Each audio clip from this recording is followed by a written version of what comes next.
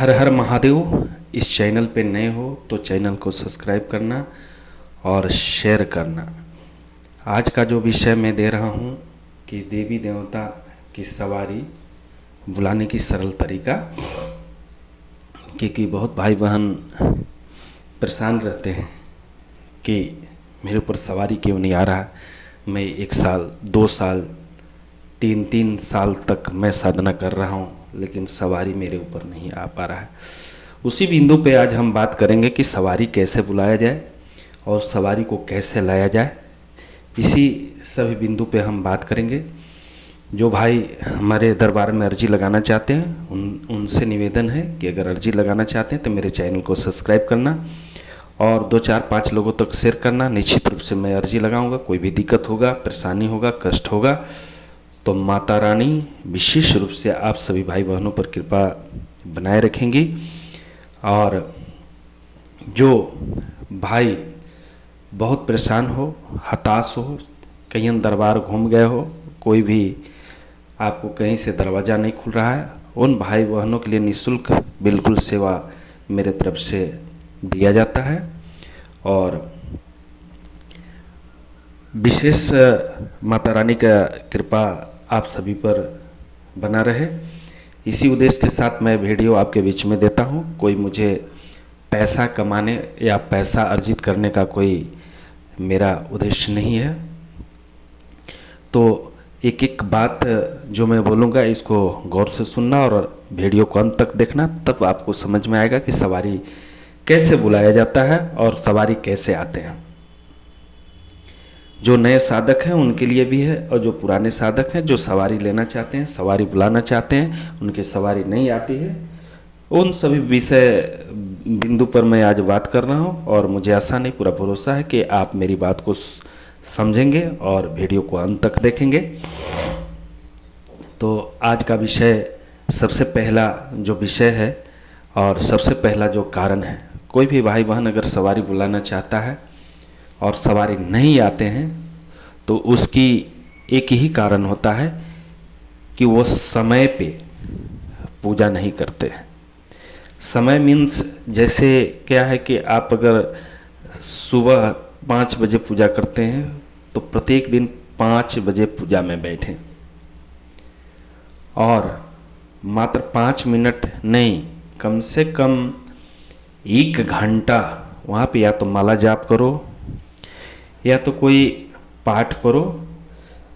Minimum आपको पूजा room में 1 घंटा प्रत्येक दिन आपको देना है। इसके बाद कोई भी भाई बहन जो हैं अगर सवारी लेना चाहते हैं तो प्रत्येक दिन गौ माता के रोटी पर थोड़ा गुड़ रखकर 2 रोटी खिलाने का काम करें। ऐसा प्रत्येक दिन आप करें। कोई भी जीव पर दया करें, भूखे को भोजन दें और असहाय को मदद करें। और गुरु भगवान की कृपा से आप गुरु भगवान का एक माला का जाप करें। ओम गुरुभ्यो नमः, ओम श्री गुरुभ्यो नमः, ओम श्री गुरुभ्यो नमः। ऐसा आपको एक माला जाप करने से गुरु की शक्तियाँ भी आपकी मदद करती हैं सवारी लाने में। ऐसा प्रत्येक दिन करें और माता को प्रत्येक दिन भोग दें। आप मिश्री का भोग दे सकते हैं, मिश्री का भोग लगाएं, थोड़ा मिश्री का भोग लगाएं और एक दीपक जलाएं जो घी का दीपक हो और कलावा की बत्ती लगा हो। जिस पूजा रूम में बैठते हैं आपका मुंह पश्चिम की ओर हो और जो भी माता का पूजा करते हैं उनकी फोटो आपके सामने पश्चिम की ओर लगा हो, उनकी मुख पूरब साइड हो। तो ऐसा करके आप प्रत्येक दिन पूजा करते हैं तो मैं उम्मीद करता हूं कि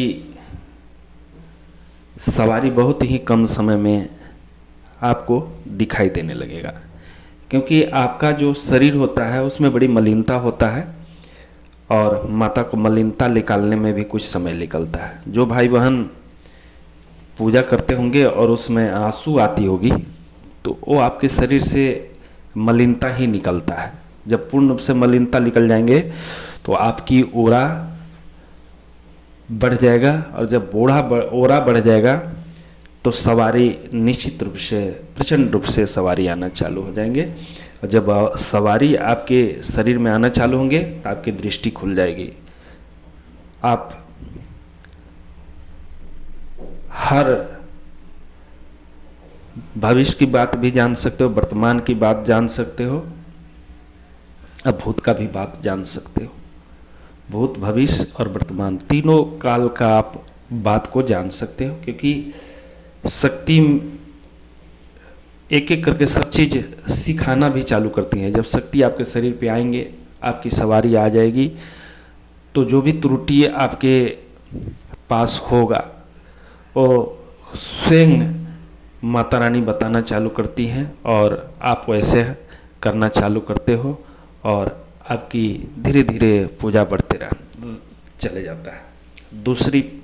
दूसरी बात, सबसे इम्पोर्टेंट बात है कि जो भाई बहन अगर सवारी लेना चाहते हो तो खासकर ब्रह्मचर्य का पालन करना, और दूसरी बात, किसी भी बहन पे बुरी निगाह अगर रखोगे तो सवारी नहीं आती।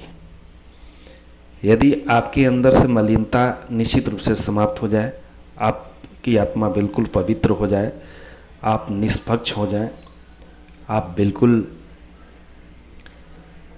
आप प्रभु के प्रति और प्राणी के प्रति, जनमानस के प्रति आपकी दया छलकना चालू हो जाए, तो प्रभु निश्चित रूप से आपको आशीर्वाद देते हैं और आपके ऊपर सवारी के रूप में आते हैं और आपको हर बात बताते हैं जो आप नहीं जानते हैं।